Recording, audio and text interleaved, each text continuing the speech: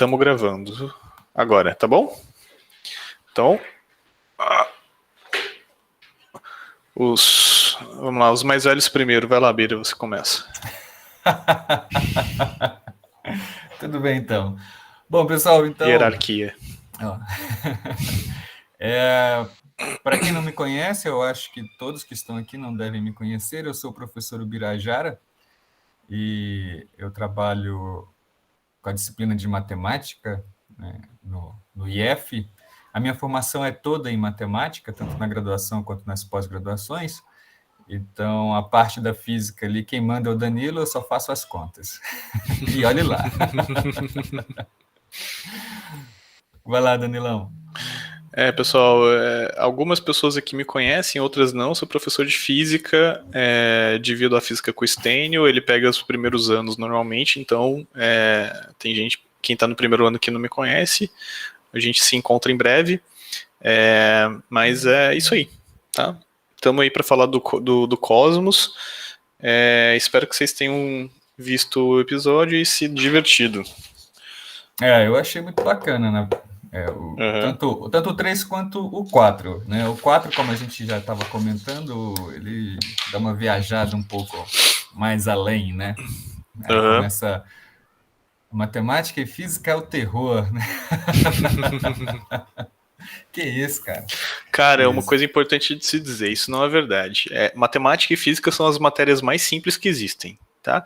Em primeiro, matemática mais simples, e segundo, física. Primeiro, porque matemática, você efetivamente pode saber de matemática. Tá? Porque matemática ela é coerente. Se você só entender, você só precisa entender os axiomas e conseguir obter os teoremas a partir dos axiomas não são teorias, né? Mas das nem teoria do quê? Como é que chama? Dos domínios da matemática. Física você consegue saber também, porque física a gente reduz a realidade para um nível fundamental de tal forma que a gente consegue simplificar as relações. Agora, sabe o que é difícil, amigos? Difícil é sociologia, porque a sociologia você começa a inventar um monte de teoria que você não tem como testar depois, porque o sistema é complexo, a sociedade é complexa, o sistema é complexo, e tem um monte de gente que faz teoria que não consegue ter um mundo em que ele possa mudar as variáveis e fazer uma observação. Isso é difícil, tá? Isso é difícil. Então, tenham certeza que matemática é a mais simples das ciências e física é a segunda mais. E depois vem biologia e química e depois vem todo o resto. Tá? Então, criem tipo vocês aí que acham que matemática e física é muito difícil. Mas na verdade, física são as únicas coisas que vocês conseguem dizer, eu sei disso. Tipo, eu sei, eu consigo mostrar isso, eu consigo provar isso de forma inequívoca. O resto é muito difícil. O resto você não consegue fazer isso. Aí não... que no resto depende de muitas outras variáveis que mudam ao gosto do freguês, às vezes. O resto é tudo um sistema complexo. O resto é tudo como um sistema complexo. O Bira ainda entende um pouco disso aí. Agora, só ele. Mais ou menos. Bom, mas já que a gente começou falando de matemática e física, né, uma coisa que eu achei interessante no começo do terceiro episódio como as pessoas criavam certos padrões, né? Aliás, não criavam certos padrões, porque, na verdade, o que eu queria dizer é sobre a definição de matemática mesmo e o que ela tem a ver com o episódio. Né? Uma coisa que eu observei bastante nesse episódio é que ele fala justamente muito sobre padrões, né? Que a partir do reconhecimento de certos padrões, muito misticismo foi sendo quebrado, né? Aquele lance lá dos cometas, aquelas coisas todas. E já que o Luiz já lançou a matemática na história aí, hoje em dia é aceito como uma definição de matemática, né, a ciência que estuda padrões. Antigamente a gente falava que matemática, se você perguntasse, até hoje, se você encontra muitas pessoas que quando você pergunta sobre matemática, ele vem dizer que é a ciência dos números, né, que estuda números, essas coisas. E, cara, depois que você entra na graduação, a coisa que você menos vê é número, né? Vocês às vezes ficam irritados quando vocês veem uma letrinha aqui, acolá. Saibam que na matemática você só vê letrinha. Quando você vê o número, você fica feliz. Oh, que beleza, né? Então... A menos que você esteja estudando teoria dos números, aí você fica triste. Não, quando você vê um número, né? Pois Não, só é. do fato de estudar a teoria dos números você fica triste. Pois é. Mas, então, eu queria falar sobre os padrões mesmo, né? Eu achei interessante quando no episódio mostra lá como é que é? Quando eles associam a passagem dos cometas, por exemplo, no começo, né, a catástrofes, né? E achei interessante que cada sociedade tinha a sua maneira, né, de interpretar aquilo ali, né, cara? Eu achei, assim, de certa forma interessante. Hoje, para a gente, você olha assim, ó, com um olhar um pouco mais cético, né? Você fala, mas como que os caras acreditavam numas coisas dessas, né, bicho? E aí depois... Não, mas aí se eu for falar, vai só eu falar, né, cara? Deixa eu deixar vocês falarem um pouquinho sobre o que vocês...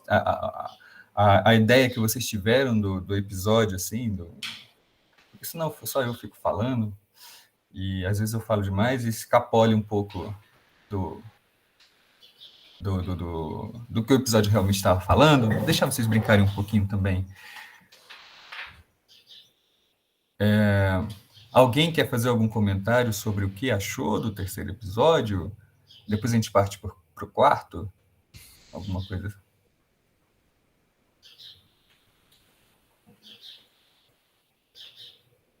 Cadê o Luiz, que começou a falar bem da matemática e da física? Por falar em matemática e física, eu vi uma vez, me disseram que montaram uma equação onde física é igual a matemática mais filosofia. Se você tira a filosofia, sobra só a matemática. Se você tira a matemática, fica só filosofia. Você, como físico, o que você acha disso? Eu acho que... não, eu gosto de pensar em física como a filosofia da natureza. Eu acho que talvez seja a definição mais precisa. E eu gosto de pensar em ciência como aquilo que utiliza o método científico. Então isso para mim simplifica muitas coisas. Colocar dialéticas no meio fica muito complicado para mim. Então, para mim, a coisa é simples. Matemática é uma coisa que é indefinível. Quem se atreve a definir matemática é uma pessoa maluca, que eu não sei por que ela faria isso com ela mesma. E aí você tem as ciências naturais e outras ciências aplicadas, né, engenharias e tal, que utilizam o método científico. E tem as humanidades que não... nem todas utilizam o método científico, ou umas começaram e não utilizam mais. Então, para mim, é mais simples chamar de humanidades. E eu acho que precisa até desvencer as pessoas. Seria interessante se as pessoas entendessem o que é ciência mesmo, para elas desmistificarem essa palavra e pararem de atender, de dar esse valor de verdade absoluta para ela. Isso seria interessante.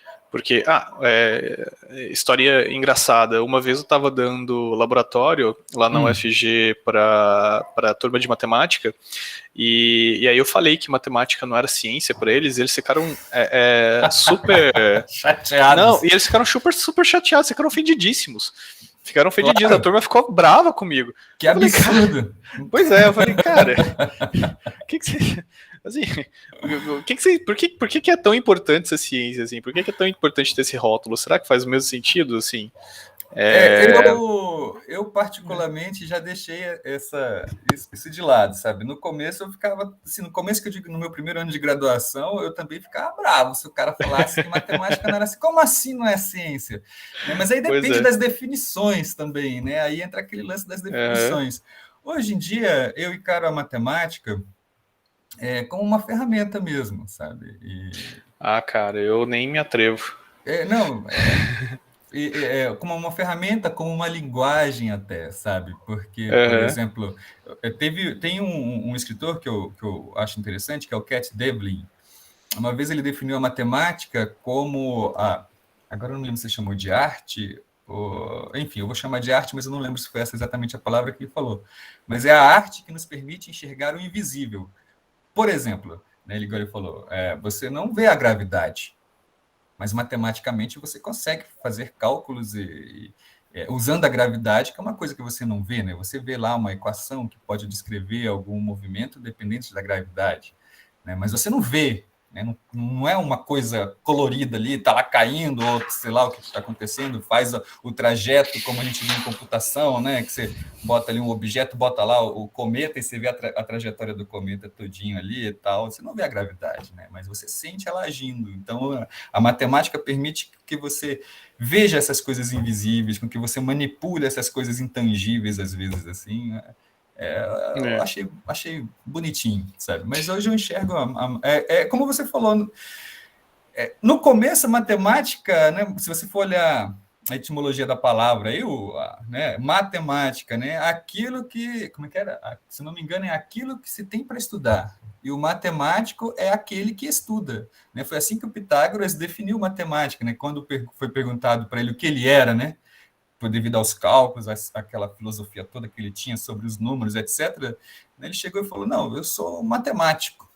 No sentido de, não um matemático esse de hoje em dia, né? Claro, né? Porque ele não é de hoje em dia, mas no sentido de que matemático é aquele que estuda. E era isso que ele fazia, ele e a galera dele, né? Os companheiros pitagóricos dele lá, era isso que eles faziam, eles estudavam. Uhum. Então, eles eram matemáticos, aqueles que estudam. E aí, com o tempo, a matemática foi mexendo com números, a galera foi tentando defini-la como a ciência dos números e formas, né? Por causa que tem a geometria no meio da história, e hoje em dia você brinca com um monte de coisa que nem sempre são números, nem sempre são formas, que são muitas das vezes padrões, né? Geralmente padrões. Eu não vou dizer todas as vezes, porque tudo é muita coisa, né, cara? Então, mas na maioria das vezes, né, o que a gente tenta buscar em tudo, inclusive no comportamento dos números, no comportamento das formas e das estruturas, são padrões. E tentar observar como esses padrões funcionam. Às vezes não tem jeito, né? Os números primos que o digam. Uhum. Né? Mas devido aí entrando no episódio 3, né? Voltando ao papo dos padrões, então, devido à capacidade humana de enxergar padrões, de perceber padrões, às vezes até onde não tem padrão, né, que é o que mais acontece, daí surgem as pseudociências, né, cara? Uhum. Como o cara falou até poeticamente lá no episódio, né, a humanidade deixou de ter medo, né, alguma coisa nesse sentido, assim, que eu achei bem bacana. Falei, olha, rapaz, esse negócio é até interessante. Uhum. Eu queria ouvir algum aluno sobre o que ele achou do episódio 3, porque acho que mais da metade do episódio 3 eu não peguei a minutagem, mas acho que mais da metade do episódio 3 é sobre um chá de treta, né? Entre o Hulk e o Newton. E eu queria saber qual que é o efeito disso na atenção e no interesse das pessoas, assim, se essas fofocas aumentam o interesse ou se elas diminuem o interesse, ou se elas aumentam o interesse, mas em uma coisa diferente do que talvez seja a proposta inicial. Como é que isso funciona? Na minha opinião, cara, o Newton era o maior treteiro que tem. O bicho que gosta de uma briga, mas vamos deixar os meninos falarem, né? Uhum. O que eles sabem do Newton? Eu nem sabia que o Hulk existia. Poxa vida! Lei de Hulk, cara. Lei de Hulk. F é igual a menos KX. Da mola lá, ó. Da mola lá. Ou tudo que tem... Energia cinética elástica. da mola. Energia cinética elástica. Cinética, ó. Cinética. Potencial elástica. Cinética. Nem sabia que o Hulk existia. Poxa, você viu, né? O Hulk era um cara meio... Eu fiquei sabendo uma vez... isso foi um cientista, um matemático brasileiro, não sei se você conhece, o Marcelo Viana. Ele Sim, é o presidente do IMPA, né? Isso, ele estava contando uma vez que o Hulk ele tinha um trabalhão, cara. Toda semana ele tinha que apresentar um resultado inédito na academia. Onde? Cara, Quem? Quem tinha que fazer isso? O Hulk, porque o cargo dele exigia que ele fizesse isso, que toda semana ele tinha que trazer um resultado inédito para a academia. Não, Eu tudo bem, acho ele que não tinha televisão, não tinha mulher, não tinha vida, mas nem assim é possível, cara. eu também acho Nem que assim, eu acho que foi meio exagerado, né? Mas eu acho assim, eu né? acho que esse era o objetivo. Agora ser alcançado aí é outra história. Que eu falei, rapaz, se o cara conseguisse toda semana trazer um negócio inédito, você tá louco? Quantos anos ele É, viveu? Quantos anos ele trabalhou na né, sociedade real lá? Eu achei bem interessante. é, é, Mas o Newton você conhecia, né, Gabriel? Ou também não? Ah, bom. E o que você sabe do Newton? Além de que ele é um encrenqueiro. agora ela sabe que ele é um encrenqueiro, né? Isso é porque falaram da treta dele com o Hulk, não falaram com Leibniz, que foi. Que aí Exato. ele é que é o FDP na treta com Leibniz. Mostraram só na que o Hulk treta com ele, mas não a que ele treta com Leibniz. Exatamente. E que essa treta custou caro para a Inglaterra, né? Uma coisa que não se fala lá, se fala muito da contribuição do Newton por ele ter escrito a Principia Naturalis, que é basicamente a fundação da física. Né, o primeiro onde ele fala das 3 leis de Newton que definem as bases da mecânica moderna até ali ele fundou a mecânica que hoje a engenharia usa para construir prédio até hoje. Então isso é muito importante, mas o Newton ele tem várias contribuições importantes em ótica, em matemática. O Sim. Newton ele fez o cálculo, ele foi uma das pessoas que desenvolveu o cálculo diferencial. E ele fez isso junto com Leibniz. Só que o Leibniz tem algumas contribuições que foram importantes que foram negadas. Ele fez exatamente o que o Hooke faz com ele faz com Leibniz, que é negar a importância do Leibniz na construção do cálculo diferencial. Então, não tem gente boa. As pessoas são Cara, mais. Então, viu? Matemática é simples, viu? Matemática e física é simples. Diferente é lidar com a realidade. Entendeu? As pessoas são. Diferente é lidar com gente. Isso é difícil. Lidar com gente é difícil. As pessoas são complexas. Elas não são boas. Elas não são más. Elas são muito complicadas. o Diga, Luiz Luiz. quer falar.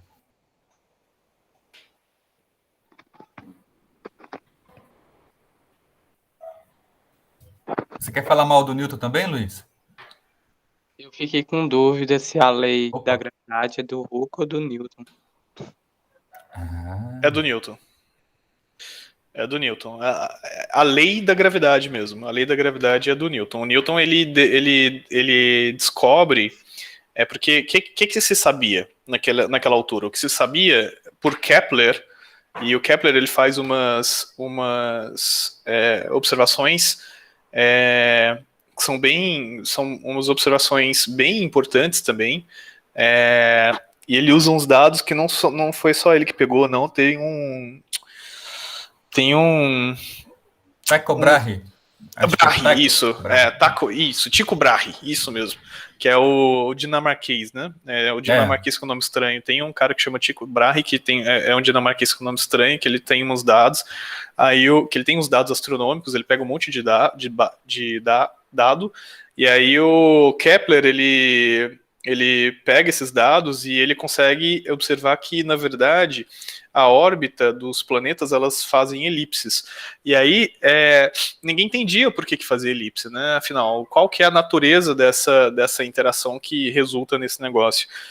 E é um problema ainda complicado, né? Não é um problema, assim, você vê na graduação, mas, assim, a solução, mas não é um problema trivial, você associar essa órbita elíptica dos planetas a uma dependência da força de atração entre elas de 1 sobre r ao quadrado, tá? 1 sobre distância entre eles ao quadrado.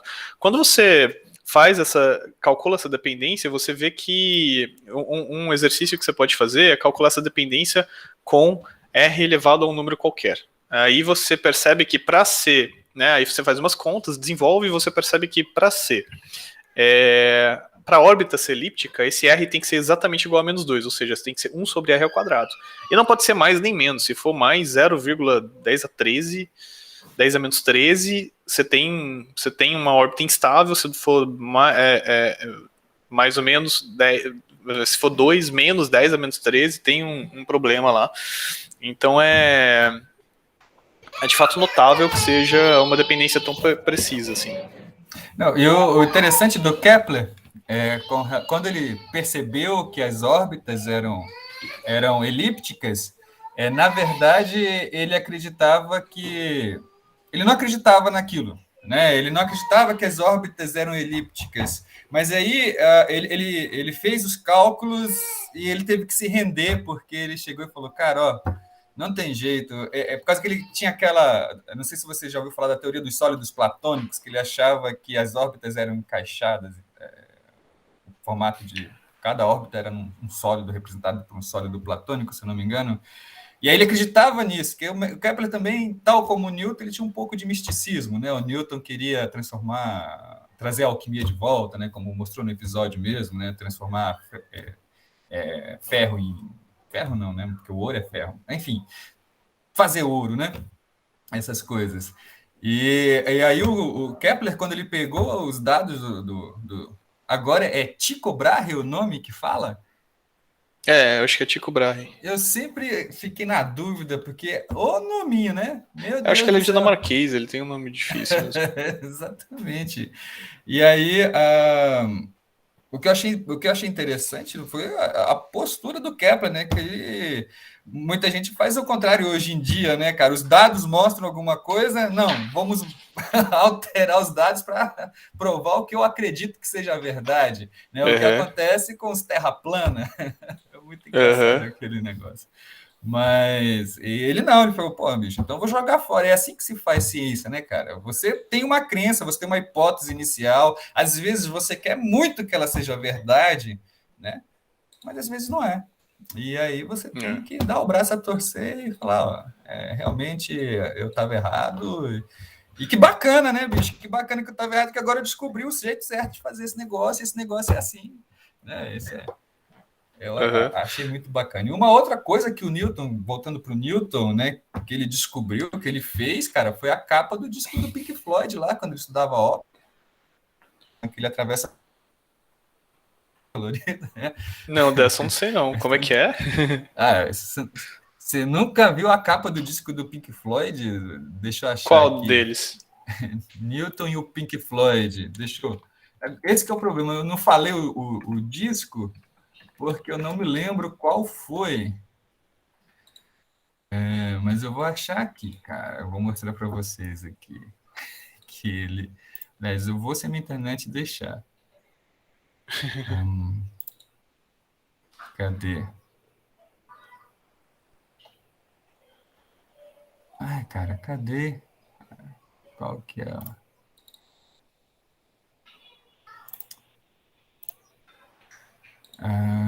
Mas para isso eu precisava mostrar a minha tela para vocês. Bom, eu mostro. Vamos lá. Deixa eu mostrar aqui. Cadê? Deixa eu só aproveitar esse parênteses para falar, Gabriela, a gente atrasou o início porque a gente teve um problema de licença, né?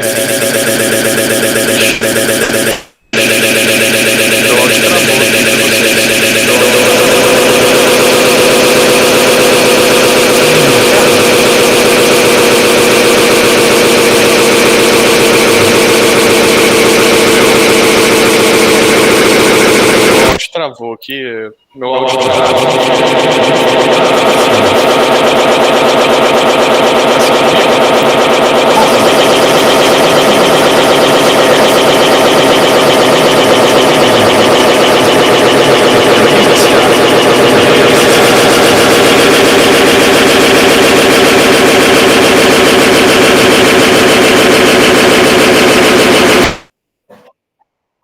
Uau! Quase eu fiquei surdo agora.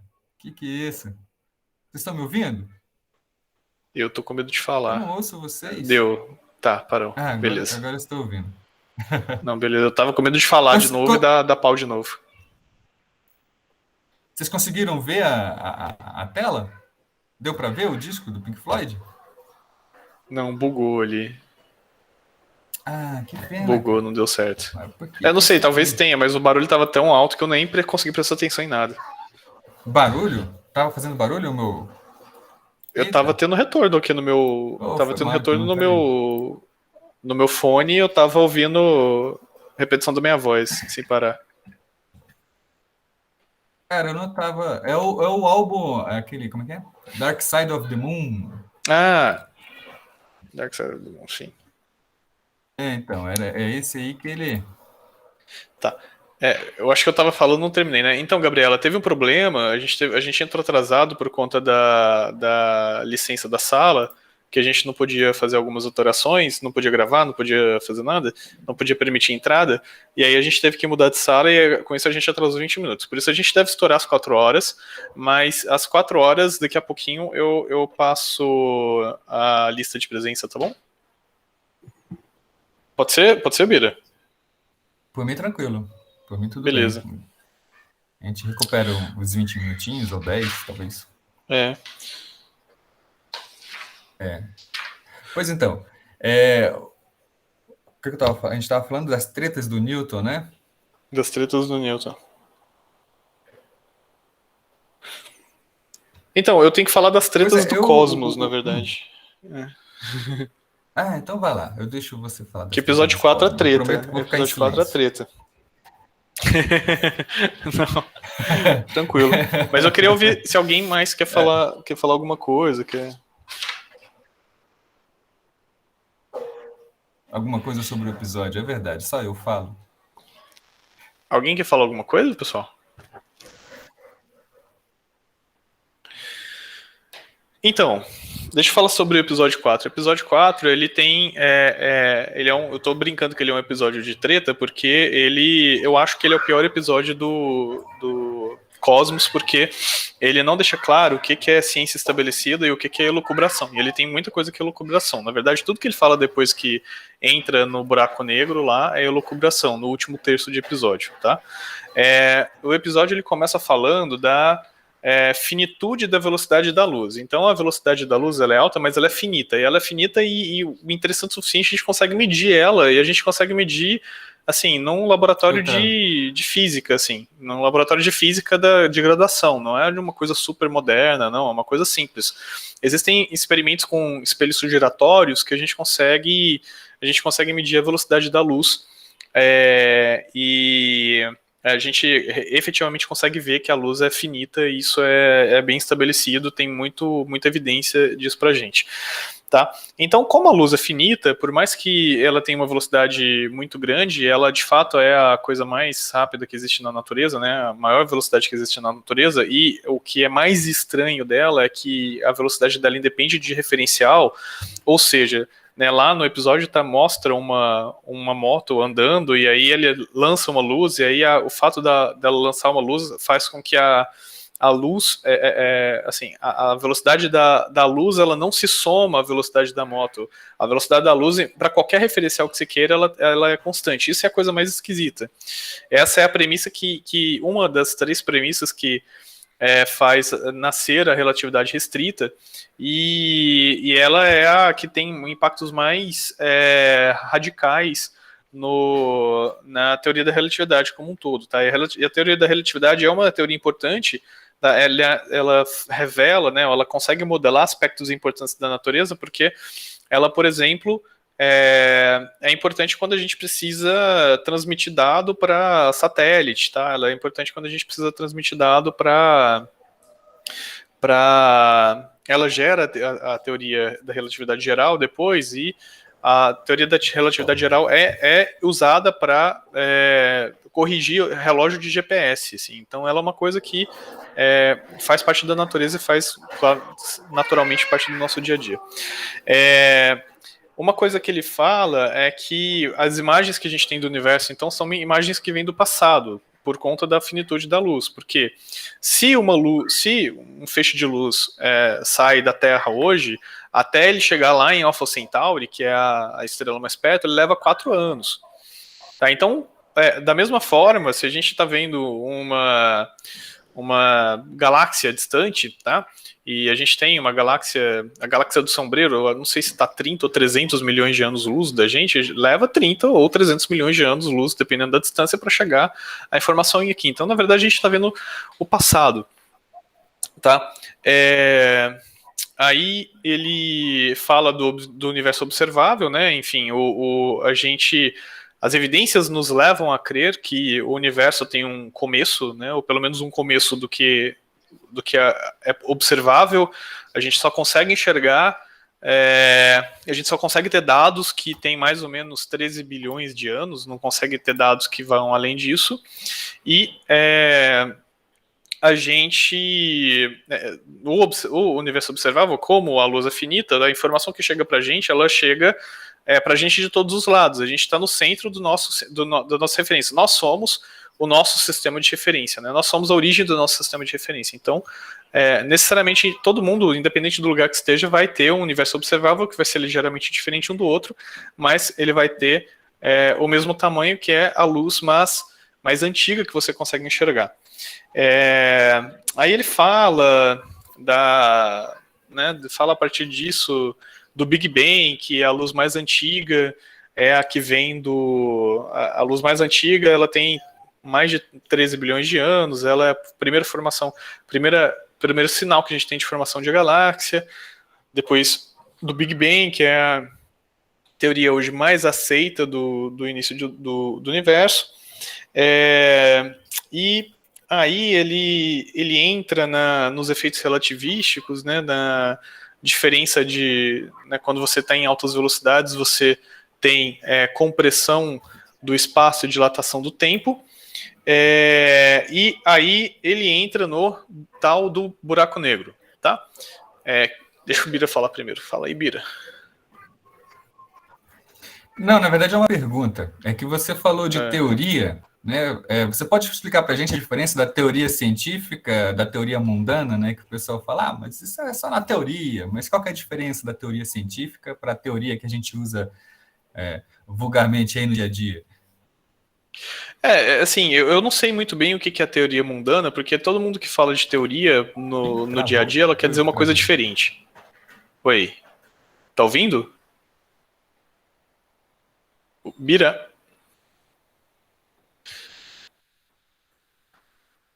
Parece que o Bira travou. Bira?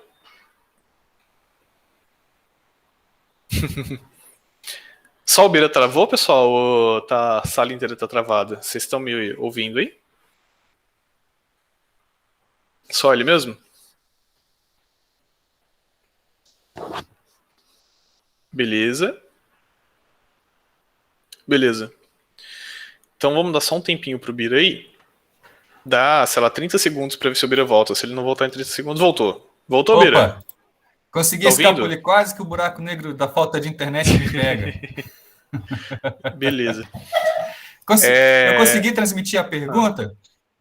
Conseguiu. Eu consegui transmitir a pergunta antes de cair? Beleza. A pergunta sim.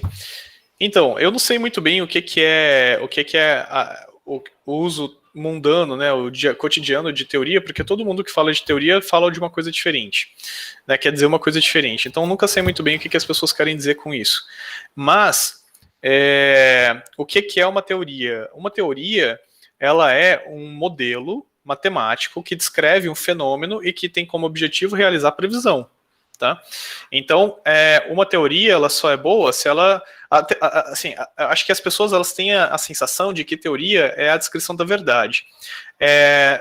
Uma coisa muito útil para vocês levarem do IFG é que toda teoria, independente da área, tá? Seja de humanidades, seja de ciência natural, toda teoria ela é errada.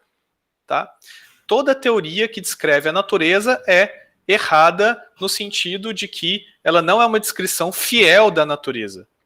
Ela é uma esquematização, ela é uma simplificação da natureza que tem por único objetivo realizar previsão. A natureza é um sistema complexo que envolve um monte de interações e complicações emergentes que a gente não entende. Então, a gente é muito bem sucedido quando a gente consegue esquematizar a natureza da forma que a gente consegue, de fato, realizar previsão. Então, teoria tem a ver com previsão, não tem a ver com verdade, não tem a ver com razão, com ter razão, com nada disso. Acho que quando as pessoas falam que uma teoria é bem estabelecida, bem aceita, elas entendem que isso é uma verdade. Isso não tem nada a ver com verdade, tem a ver com as previsões que elas realizam são críveis. Tá? Ela realiza uma previsão, você vai lá realizar a observação da previsão que ela realiza, você observa aquilo. Tá? Então, teoria científica, bem sucedida, bem estabelecida, são as teorias que geram previsões que a gente consegue ir lá e observar, fazer um experimento, e a previsão da teoria, você vai lá confirmar e ela bate, e ela dá igual. Isso é teoria, uma teoria científica, tá? Teoria não tem a ver com verdade.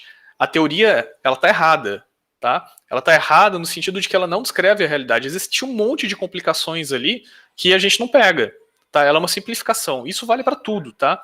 Nossas mentes humanas, ela não é capaz de pegar todas as sutilezas e todos os detalhes que existem na natureza. A natureza é um sistema complexo, extremamente complexo, que a gente não consegue lidar com todas as variáveis que estão envolvidas nela.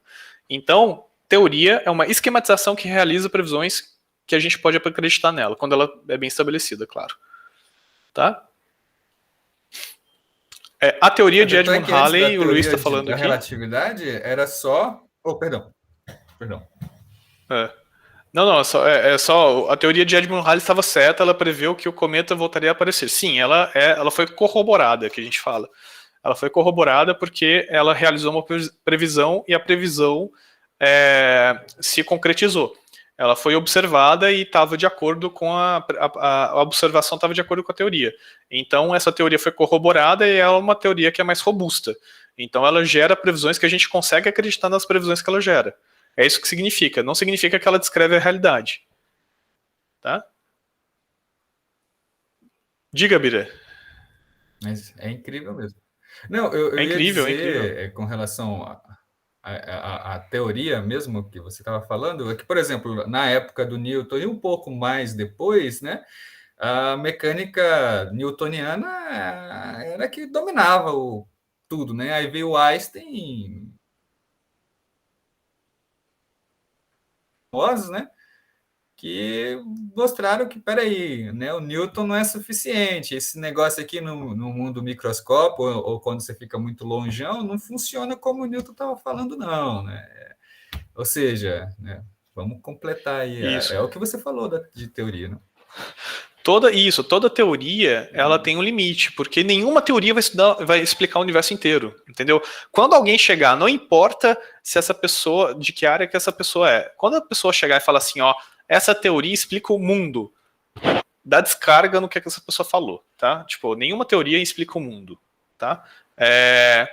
Toda teoria tem um seu limite. Se uma pessoa que aceita uma teoria sem a criticidade de tentar entender os limites da teoria no qual ela trabalha, independente da área que ela trabalhe, ela está fazendo mau uso do que ela devia, tá? Então, nada explica o mundo, tá? Nenhuma única pessoa, ou nenhum único grupo, nenhuma única teoria explica o mundo. Tá? E toda teoria tem limite, inclusive, por exemplo, a teoria da relatividade geral. A gente tinha a mecânica newtoniana, a mecânica newtoniana tinha um limite que foi descoberto e expandido pela teoria da relatividade restrita. A teoria da relatividade restrita tinha um limite e foi expandida pela teoria da relatividade geral, e a teoria da relatividade geral ela tem um limite. Qual que é o limite da teoria da relatividade geral? As suas singularidades. Tá? Existem singularidades nela. O que é singularidade? Singularidade é um ponto em que a matemática explode. A matemática ela não é mais válida, não é mais definida. Tá? Por exemplo, qual que é um exemplo de singularidade? É o buraco negro. Tá? O buraco negro e o Big Bang também. Eles são singularidades de natureza muito diferentes. Tá? Isso é importante dizer. São singularidades do espaço-tempo, mas são singularidades de natureza diferentes. Ele fala uma coisa que eu achei muito mal posta, que dentro de um buraco negro existe uma explosão parecida com o Big Bang. Assim, são singularidades diferentes. Tá? O Neil deGrasse lá no Cosmos. Tá? E o que eu acho que é importante, a gente voltando para o episódio, o que eu acho que é importante a gente ressaltar? Então, o que é ciência bem estabelecida? Ciência bem estabelecida, tudo isso que a gente fala, tá? Big Bang, por mais que a gente tenha poucos dados, ela é uma teoria assim, que dentro do que a gente conhece, ela é relativamente bem aceita, bem conhecida. A constância da velocidade da luz é mais do que bem estabelecida e a gente tem vários experimentos que conseguem chegam à mesma conclusão. E os buracos negros também são mais do que bem estabelecidos. A gente tem muitas evidências de buracos negros, tem muitas observações de buracos negros, tá? De coisas que só podem ser explicadas com buracos negros e então isso é muito bem estabelecido. Agora, no último terço, acho que do episódio, ele começa a elucubrar o que existe dentro do buraco negro. Tudo isso é elucubração. Ciência é essa metodologia em que a gente gera hipóteses e aí existe um juiz para dizer se a hipótese é válida ou não. Esse juiz é o experimento, é a observação. Você tem que ir lá e fazer uma observação. A gente não tem dado do que tem dentro do buraco negro.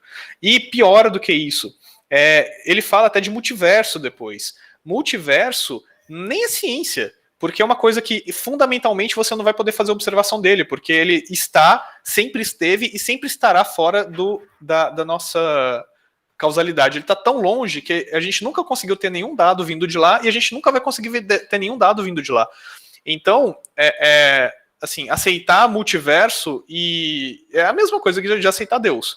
É uma coisa que você nunca viu, Deus você tem uma perspectiva ainda de ver quando você morrer, né? O multiverso não. Tá? Então, existem teorias ali que são elucubrações, não é ciência bem estabelecida. Você faz uma conta e você chega numa matemática que é coerente, mas que isso não é teoria bem estabelecida porque você não tem nenhuma observação, nenhum experimento que corrobore aquela teoria, aquela matemática. Tá? Então, ela não é válida como ciência. Tá? Então, tudo que vem de dentro do buraco negro que ele fala, se você entrar no buraco negro, talvez você saia em outro lugar da galáxia. Não. Tá?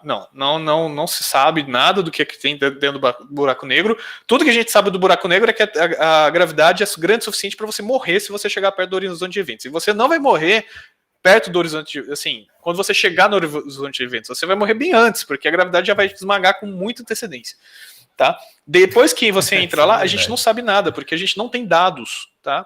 A gente não tem observação. Essa é uma dificuldade, porque um dos limites hoje da física é a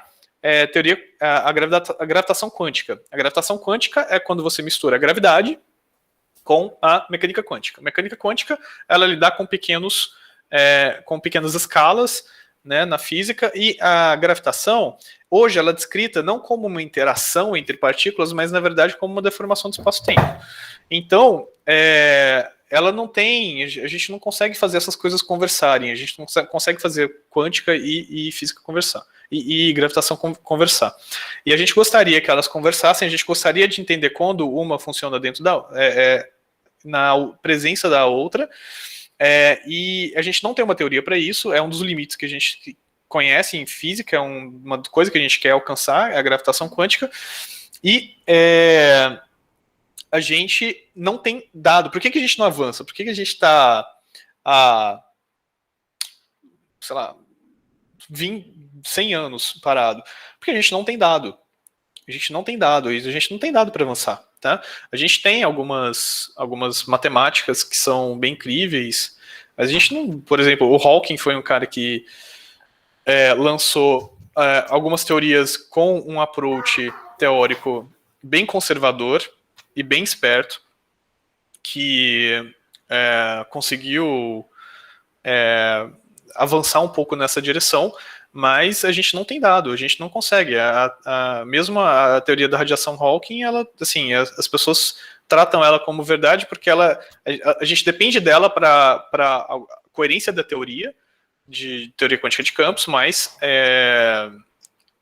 a gente não tem um dado, a gente não tem um experimento que mostra que isso, que corrobora essa teoria, né? Então, tudo o que vem no último terço desse episódio é elucubração, não é ciência bem estabelecida, tá? Tudo que vem de dentro do buraco negro é viagem, tá? Isso é importante que fique claro para vocês. Já são 4:08, eu vou passar a lista de presença, tá, pessoal? Vocês pediram aí, né?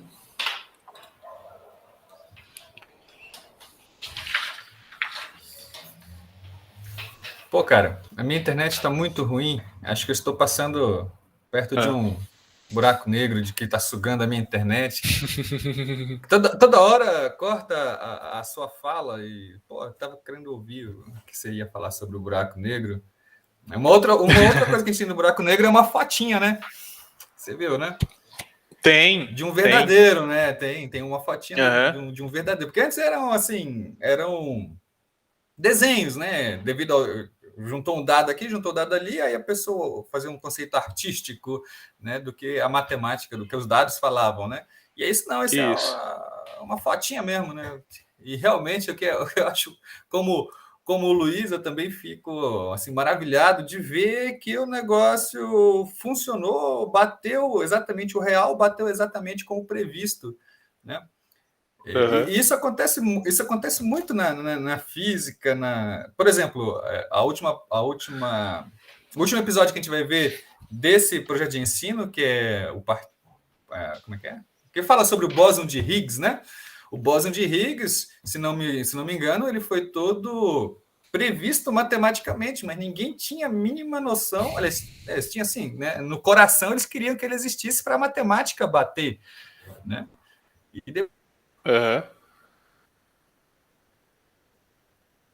depois, no final, mostrou que a matemática realmente estava certa. Eu achei isso fantástico. É uma das coisas. O planeta Urano, por exemplo, na modular, fazendo cálculo aí, usando a teoria da gravidade de Newton, né, percebeu que, peraí, esse planeta não está agindo direito, tem que ter uma outra coisa ali, porque não está batendo as contas. A previsão, né, da teoria não funcionou. Por quê? Né? A teoria está errada? Não, porque deve ter alguma outra explicação que a gente não alcançou. E aí percebeu-se que havia um outro planeta, ele só pode ter um outro planeta. E de fato tinha. Depois, com o aperfeiçoamento da aparelhagem, né, do telescópio e tal, aí conseguiram ver que tinha outro planeta. Cara, isso é muito louco, bicho. Eu acho isso assim. Como que a natureza conversa com a gente? Por isso que eu falo que a matemática é uma linguagem, muitas das vezes, né? Porque esses acontecimentos aí foram inicialmente previstos matematicamente. Depois, né, que mostrou que, pô, é mesmo, o trem funciona, é verdade, tem lá esse. O Luiz está fazendo uma observação aqui que a foto do buraco negro é de. Disse Luiz. O Luiz está fazendo uma observação aqui da foto do buraco negro ser de centenas de anos atrás. Na verdade, eu acho que de centenas de milhões de anos atrás, Luiz. Ele está realmente bem longe, assim. Eu acho que era em outra galáxia, inclusive. Era milhões de anos atrás. Exatamente. Isso é bem mesmo. Legal. Cara, mas eu acho que muito legal. Uma das descobertas mais legais é porque eles acharam a fonte do ouro, né? E não vamos saber tão cedo. Eles acharam a fonte do ouro porque eles observaram uma colisão de buraco negro com onda gravitacional e não sabia como é que esses átomos mais pesados eram formados. E aí eles observaram, agora com o Virgo, né? Com o Virgo e com esses observatórios de onda gravitacional, eles observaram que choque, colisão de buracos negros e estrela de nêutrons, e observaram a criação nessas colisões de ouro, que supernova não explicava antes. Aí olha só. Agora eles entendem. Supernova fazia átomos bem pesados, mas não chegava a ouro para cima, não. Agora eles acharam. Faz o quê? 2 anos? Faz bem pouco tempo. Isso aí, eu não sabia disso aí, não. Que legal. Aí, pois é. Se quiser fazer ouro, é só explodir uma só fazer só fazer 2 buracos negros colidirem um com o outro e aí pronto. Aí tá resolvido. Beleza, então. Assim, então.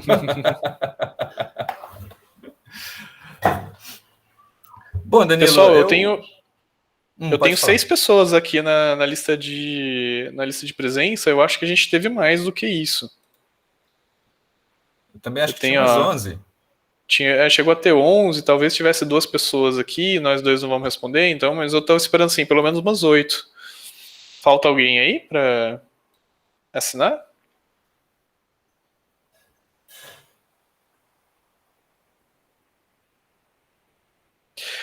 Mas assim, eu queria pelo menos ter alguém, assim, me dizendo se gosta se tá gostando do Cosmos, se tá aprendendo alguma coisa nova, se tá tendo uma percepção diferente do que teve até hoje no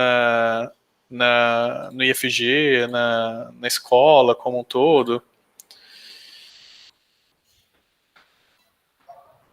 Como é que é? Vocês estão gostando? Tá diferente? Não tá diferente? Deixa eu ver. Tá na chamada, Gabriela. O seu tá.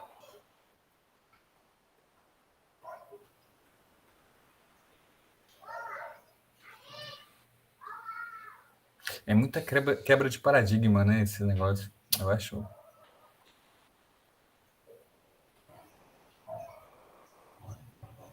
É bem. Ó, vamos ver, o Luiz. Não. A Gabriela disse que tá gostando.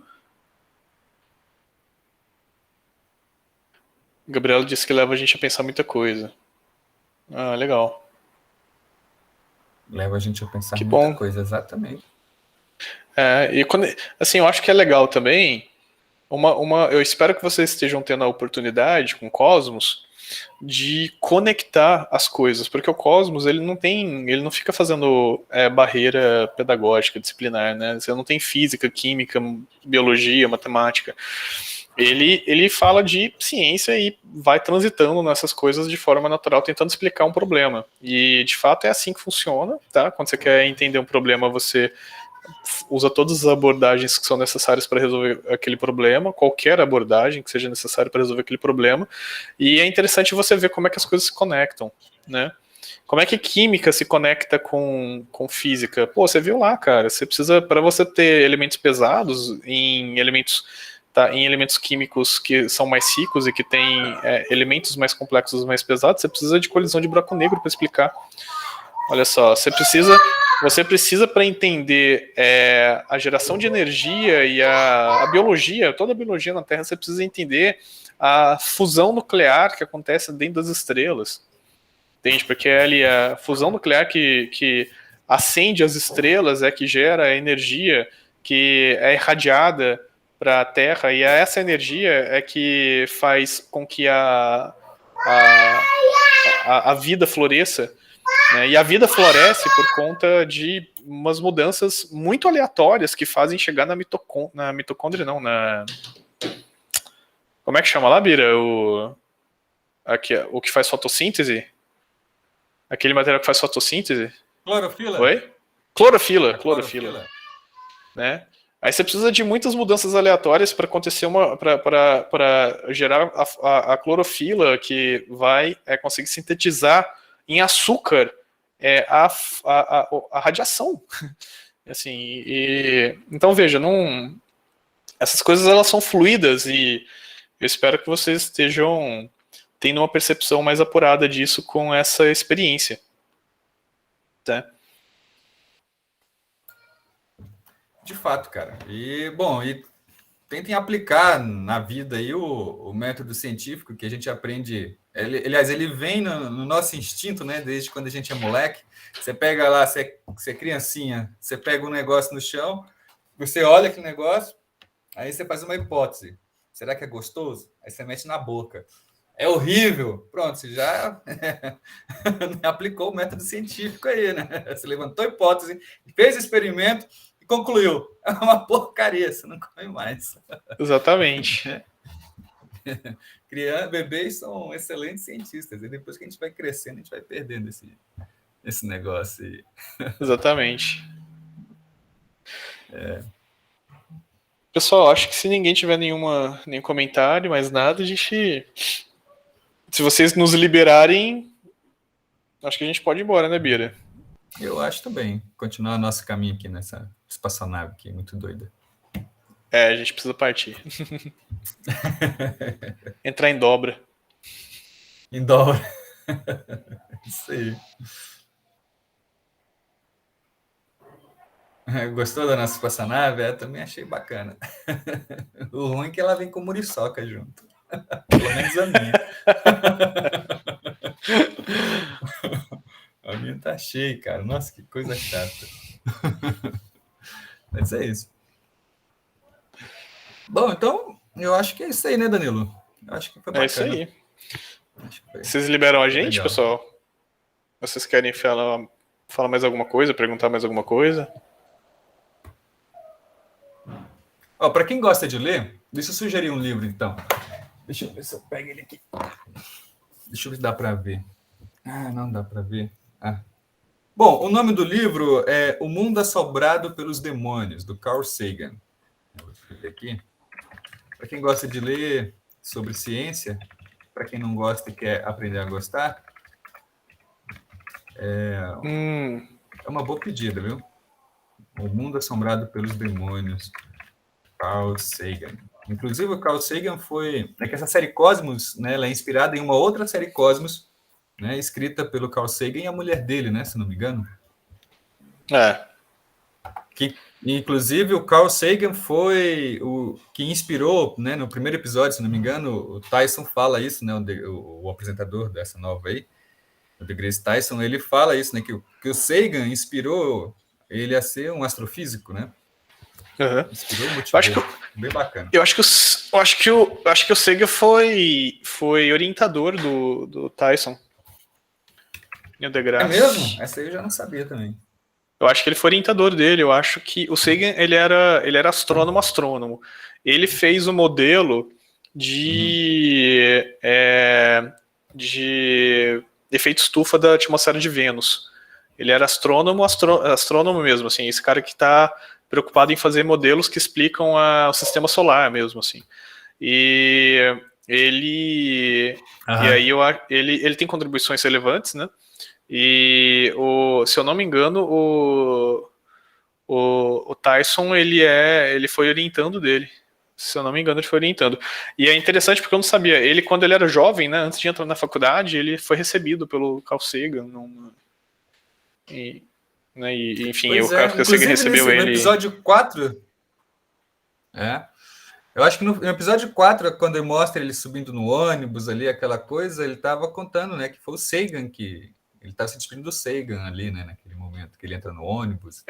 Não foi no 1, não foi não? Eu posso estar confundindo, não sei mais. Não, acho que no 4 também ele recontou um pedaço dessa história.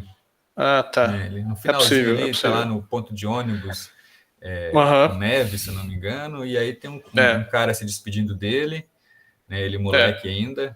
E pode sair, Gabriela, fica à vontade. Bem no finalzinho, mostra de novo, né? Tem no primeiro episódio ele contando, mostra o livro autografado e tudo. E aí tem. Tem no final. E tem, bem, já que é para falar sobre leituras, se alguém se interessar, existe um livro que envelheceu mal, que chama Universo Elegante, do Brian Greene.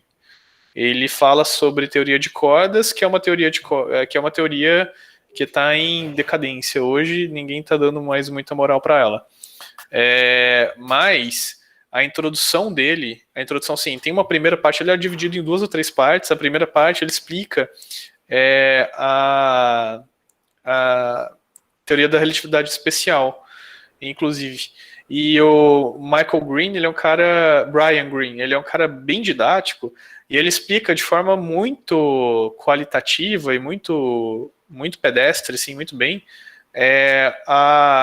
assim, as consequências da hipótese da constância da velocidade da luz, e a partir dessa hipótese mesmo, assim, a partir de situações em que os paradoxos aparecem daí. E eu acho que é bem legal. Se alguém se interessar, pelo assunto, eu recomendo essa primeira parte. Tá? A parte de cordas mesmo, ela tá bem em desuso, assim, tá em decadência, mas bem, se quiser ler também não faz mal. Tá? Só que saiba que é uma teoria que tá em desuso. Uma teoria que deu medalha Fields, mas que não vai dar... Não tem muita chance de dar Nobel, não. Deu medalha Fields pro Witten. Ah, é? Essa eu não sabia, não. Pela teoria de cordas. Pela teoria das membranas dele, lá nos anos 80 ainda, final dos anos 80, começo dos anos 90. Tá? Pessoal, não. até mais então. Bacana. Vocês precisam liberar a gente. Se ninguém quiser falar mais nada, se ninguém tiver nenhuma dúvida, Tá nenhuma todo mundo observação. dando tchau só. Estamos liberados então? Podemos ir embora?